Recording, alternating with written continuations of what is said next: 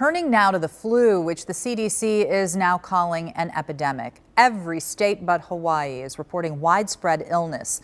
The CDC is reporting 20 pediatric deaths so far this season. We know of 2 in Kentucky and 2 in Ohio. Joining me now to talk about this epidemic are Dr. Bob Frank from the Division of Infectious Diseases at Cincinnati Children's and Dr. Carl Fichtenbaum, an infectious disease specialist from UC's College of Medicine. Gentlemen, thank you for joining us. Thank you. And, you know, we're hearing so much about this. There are reports on air every day. Is this season, this flu season, worse than years past?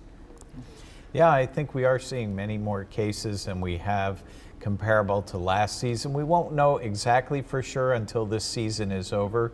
Usually flu season lasts about 3 months long. And this year it's particularly higher. There's many more hospitalizations than we saw last year even. So the question is why? Well, there's part of the problem with flu is it likes to change every year. And so that if our population hasn't seen that specific variety, we don't have as good of immunity.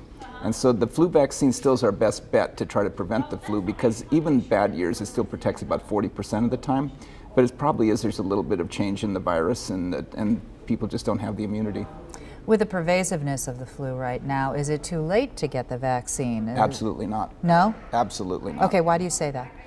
Because the flu vaccine will start to work within 2 weeks, and that, as Dr. Fichtenbaum was mentioning, is that we'll see flu up through April, and so we really don't know that we've even hit our peak yet this year. All I can tell you is compared to 2 weeks ago, we've had a tremendous rise, but we don't know where the top is. We have not seen the peak yet. Wow, if you get the shot and you've contracted it, is it going to mitigate your symptoms or no?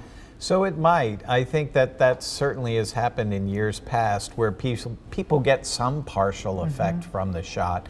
So we always recommend it because it's not harmful to people and it can only be helpful. We have seen stories about a spectrum of victims of this virus, but who are the most at risk? Well, it's certainly the most at risk that we see in the adult population are those at the extremes of age.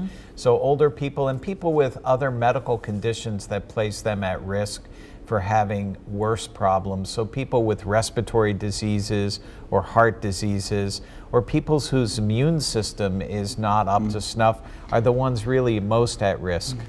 And that, as Dr. Fichtenbaum has mentioned those, and then also one of the worries that we have as far as for pregnant women, there's significant increased risk, and so that's why we really recommend that they have a flu shot during their pregnancy. Also, it's very interesting is that, as Dr. Fichtenbaum was mentioning, that extremes of age, the extremely young also are at increased risk.